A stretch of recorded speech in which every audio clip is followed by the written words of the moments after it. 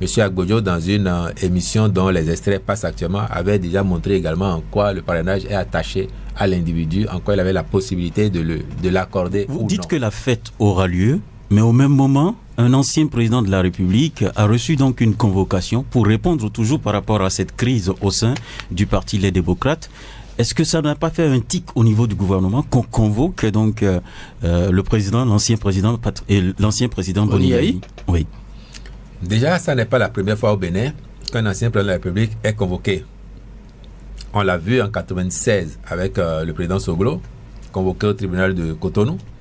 On l'a déjà vu avec le président Yayi lui-même en 2021, je pense, même s'il n'a pas répondu à la convocation du juge ou que le juge a dû se déplacer.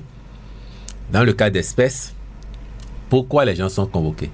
Vous parlez bien de la crise interne au parti. On a entendu le député dire: je reprends mon parrainage que je vous avais laissé parce que je l'avais laissé dans le but d'accompagner tel candidat.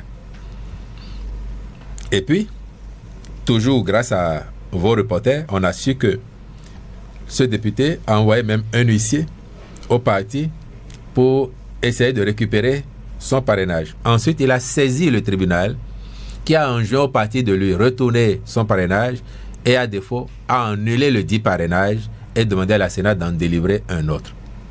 Lorsque, après cette décision, l'intéressé constate que son parrainage a quand même été, sa fiche de parrainage était quand même remplie postérieurement à la décision du tribunal et qu'il dit: j'aurais pu m'en saisir pour porter plainte, il n'a pas fait. Ça, c'est sa faculté. Mais il y a des structures, des instances étatiques qui, nonobstant le renoncement de l'individu, pour le bien de la société, peuvent se saisir de dossiers et chercher à comprendre ce qu'il s'est passé. Et en l'espèce, je crois que c'est ce que la police judiciaire a voulu faire en invitant le président Boni Yayi et les bénéficiaires de ce document qui a été utilisé a posteriori et alors qu'il n'avait plus de valeur juridique. C'est quand même assez grave. En droit, on parle de comment le député lui-même a... Falsification ou bien usurpation. Faux usage de faux, en écriture publique et tout ça. Donc, que la police judiciaire cherche à comprendre. Jusque-là, il n'y a encore rien d'anormal. Et ça n'est pas parce que ça concerne un ancien président de la République ou un député que ça poserait problème. Il appartient juste d'aller expliquer dans quelles conditions on a utilisé ça. On était de bonne foi ou bien on ne savait pas que ça s'analyserait de telle façon. Il n'y a même pas lieu d'entretenir une vaine querelle ou polémique autour de ça. Et nous devons aussi apprendre, à savoir, pour notre honneur et pour le bien de la société, assumer nos responsabilités. D'accord. Mais il y a une question, et je vous pose la question pour que vous puissiez quand même nous donner votre avis là-dessus. Il y a une malcompréhension par rapport à cette histoire de parrainage, où vous voyez des gens qui disent, bon, le député prend le parrainage ou bien le maire prend le parrainage, mais c'est pour son parti. Et donc, dès qu'on donne au niveau du parti, on n'a plus à réclamer. Qu'est-ce que vous dites aux populations sur cette question? Je vous renvoie aux déclarations de M. Renaud Agbodjo, qui, à la suite déjà de la Cour constitutionnelle, qui en 2021 avait déjà établi le caractère personnel du parrainage et la possibilité pour le titulaire de le rétracter.